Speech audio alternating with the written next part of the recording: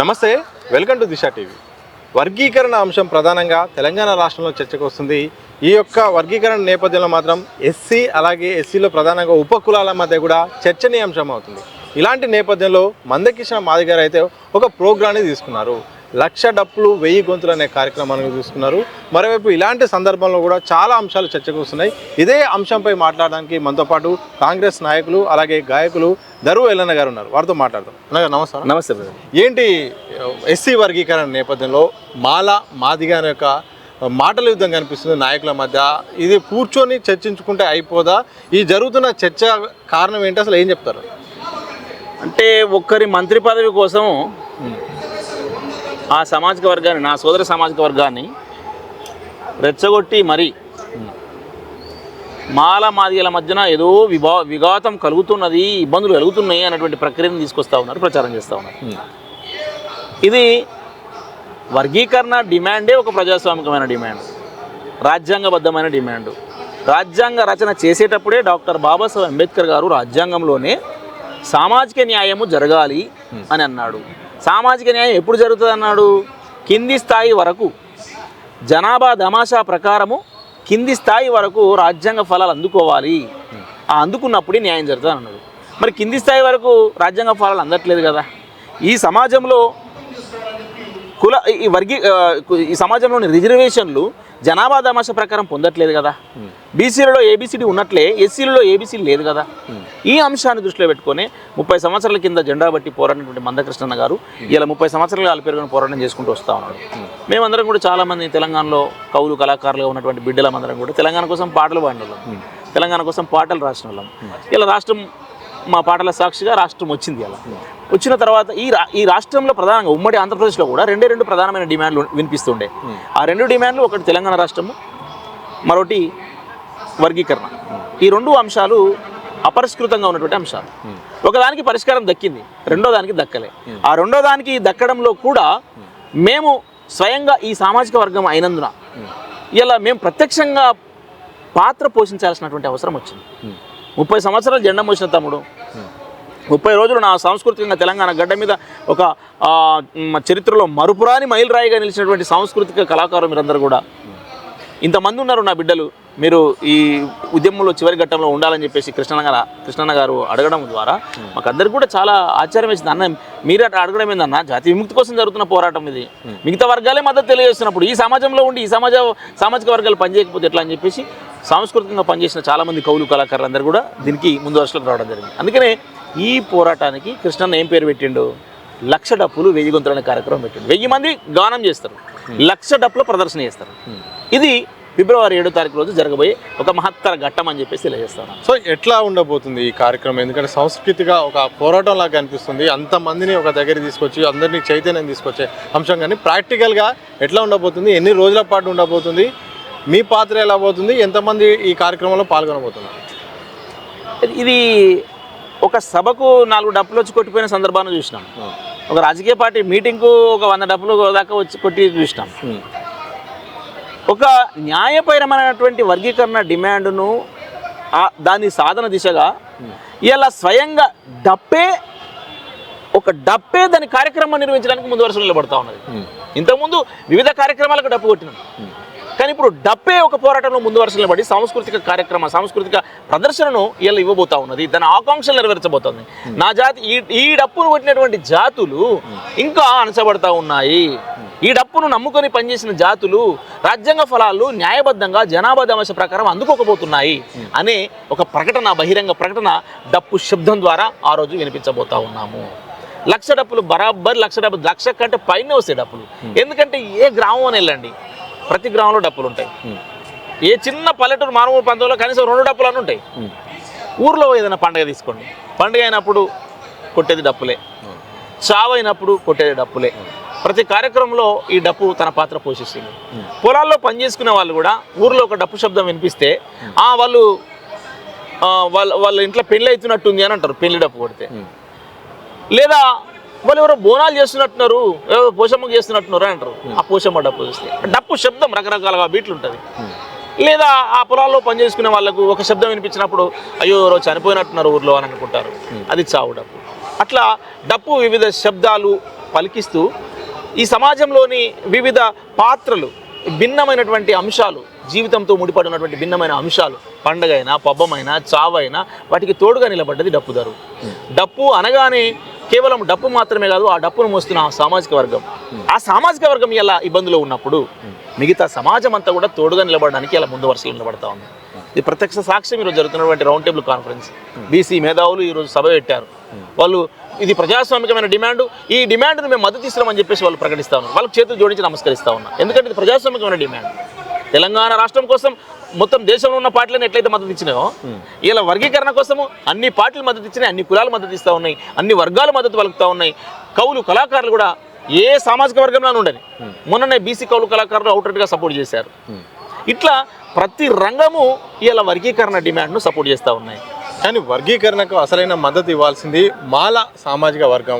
ఆ నేతలు అయితే మాత్రం మందకృష్ణ మాదిగని టార్గెట్ చేస్తున్నారు. అలాగే ఈ యొక్క వర్గీకరణ విషయంలో మాత్రం చాలా కొన్ని ఇంటర్వ్యూలు ఇస్తున్నారు, వాయిస్లు ఇస్తున్నారు. వాళ్ళ ఆవేదన కానీ ఆగ్రహం వ్యక్తం చేస్తున్నారు. కూర్చొని మాట్లాడుకుంటే పరిష్కారం కాకుండా అసలు ఎన్ని సభలు చేసినా, ఎన్ని డప్పులు కొట్టినా కానీ ఇద్దరి మధ్య సయోధ్య లేకుండా ఎట్లా ముందుకెళ్తుంది? ఇప్పుడు కూర్చొని మాట్లాడుకునే స్థితి నుంచి దాటిపోయింది.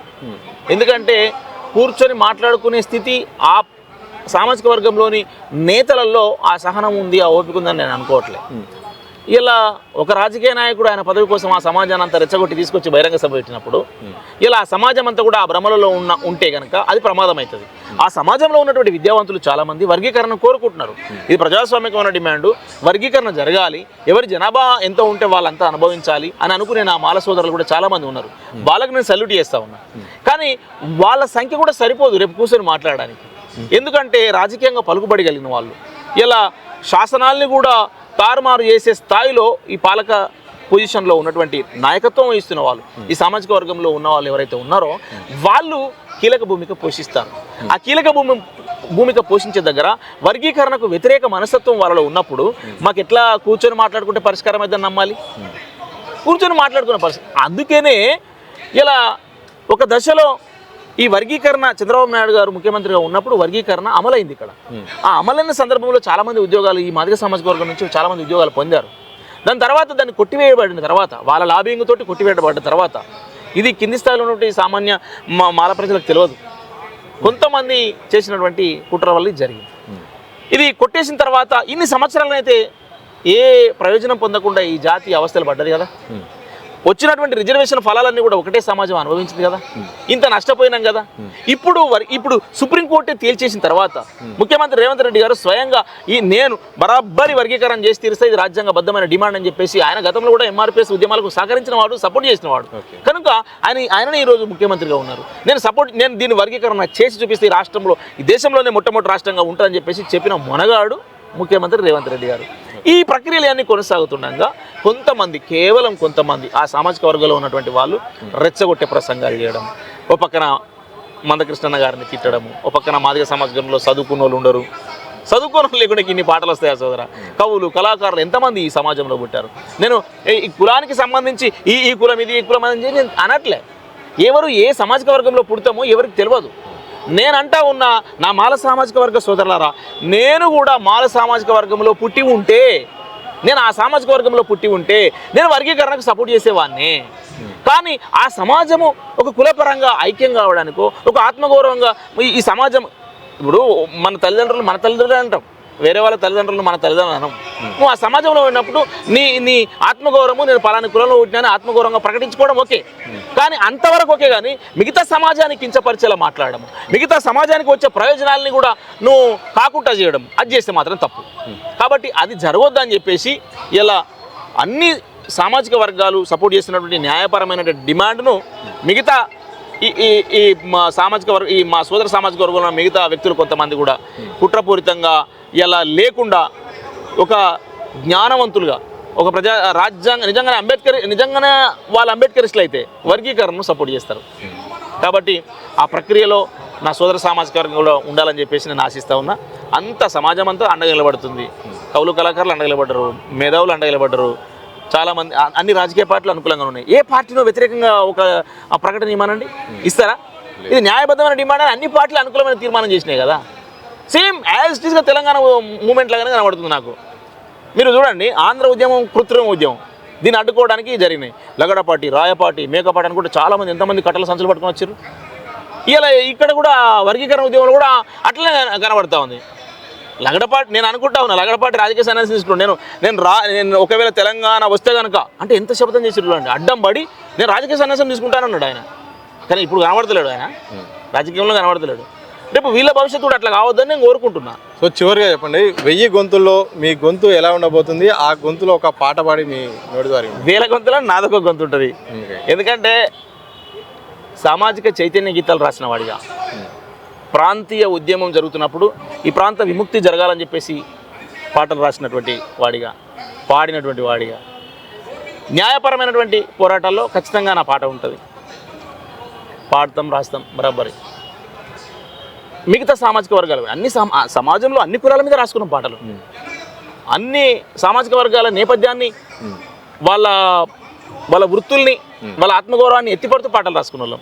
ఇలా ఈ జాతి విముక్తి కోసం కూడా జరుగుతున్నప్పుడు కూడా రాసుకోవాల్సి వస్తుంది. ఏ పాట? ఒక పాట మా కోసం. ఎయ్యర దరువు ఇది డప్పులొల్ల దరువు, ఎయ్యర దరువు ఇది డప్పులొల్ల దరువు, లక్ష సాధన కొరకు లక్ష డప్పుల దరువు, ఎయ్యర దరువు ఇది డప్పులొల్ల దరువు, కాపుల ముసలి తల్లి అవ్వా కాలాముడికి సత్తే, కాడు వెరిసినాది ఇది పాడే మోసినాది, అంటరానియాకున్నా కంట నీరు పెట్టినాది, ఎయిర దరువు ఇది డప్పులల్ల దరువు. చారిత్రకంగా ఆ నేపథ్యాన్ని, డప్పు దరువు నేపథ్యాన్ని చెప్పుకుంటూ ఈ పాట ఉంటుంది. లగ్గమైన చేత్తయి ఇవి లడాయైన చేత్తయి, లగ్గమైన చేత్తయి ఇవి లడాయైన చేత్తయి, పెళ్లి డప్పు కొట్టినట్టే సావు డప్పులు కొడతాయి, ఎయిర దరువు ఇది డప్పులల్ల దరువు, లక్ష సాధన కొరకు లక్ష డప్పుల దరువు. ఇది రేపు జరగబోయే డప్పు దరువు. వాస్తవంగా ఈ డప్పును చాలా రోజుల నుంచి వెలివేయబడ్డ జాతులే మోస్తున్నాయి కదా. ఇప్పుడు ఈ సమాజం అంతా మోసే రోజు వచ్చింది. అందరూ కూడా ఈ డప్పులు కొట్టే రోజు వస్తుంది. ప్రజాస్వామికవాదులందరూ కూడా ఈ కార్యక్రమానికి రావాలి.